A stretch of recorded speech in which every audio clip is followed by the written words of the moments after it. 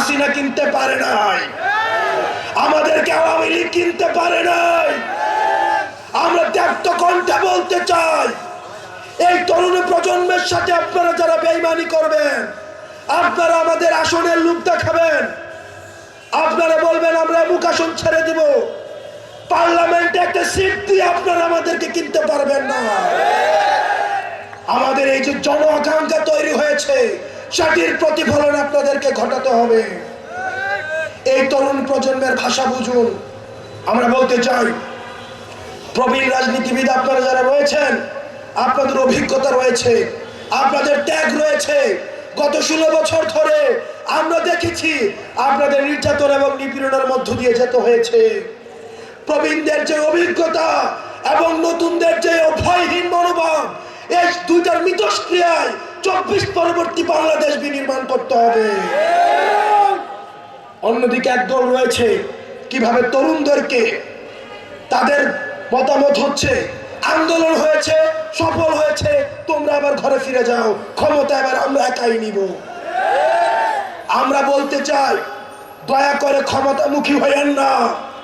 ক্ষমতামুখী যারা হয়েছে তাদেরকে দেশ ছেড়ে পালাতে হয়েছে।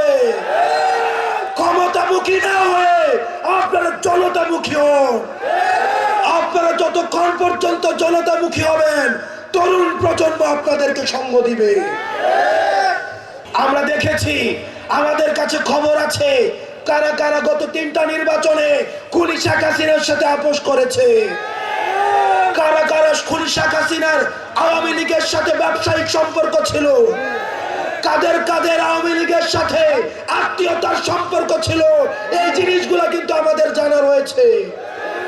সুতরাং আপনারা যারা আওয়ামী লীগের বিচারবাদ দিয়ে আওয়ামী লীগের পুনর্বাসনের জন্য চিন্তা করছেন, আপনারা এই তরুণ প্রজন্মের সাথে আপনারা দালালি করছেন। প্রিয় সহযোদ্ধা, আপনারা দেখছেন আমাদের ক্রিয়াশীল যে রাজনৈতিক দলগুলো, তারা খুনি ফ্যাসিস্ট শেখ হাসিনার বিচার নিয়ে তাদের মধ্যে আমরা কোনো কথা দেখি না। আমরা দেখি আগামী নির্বাচনে আওয়ামী লীগ থাকবে কি থাকবে না সেটি নিয়ে তাদের মধ্যে আলাপ আলোচনা হচ্ছে, কিন্তু আওয়ামী লীগকে কিভাবে নিষিদ্ধ করা যায় সেটি নিয়ে তাদের মধ্যে কোনো আলাপ আলোচনা নাই।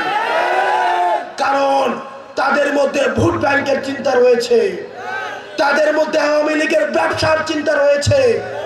আওয়ামী লীগের পুনর্বাসনের মধ্য দিয়ে আওয়ামী লীগের ব্যবসাগুলোকে তারা দখল করতে চায়, আওয়ামী লীগের রাজনৈতিক কাঠামোকে তারা দখল করতে চায়। আমরা তরুণ প্রজন্ম স্পষ্টভাবে বলতে চাই, আমাদেরকে হাসিনা কিনতে পারে নাই, আমাদেরকে আওয়ামী লীগ কিনতে পারে নাই। আমরা ত্যাক্ত কণ্ঠে বলতে চাই, এই তরুণ প্রজন্মের সাথে আপনারা যারা বেঈমানি করবেন, আপনারা আমাদের আসনের লোক দেখাবেন, আপনারা বলবেন আমরা মুখ আসন ছেড়ে দিব, পার্লামেন্টে একটা সিট দিয়ে আপনারা আমাদেরকে কিনতে পারবেন না।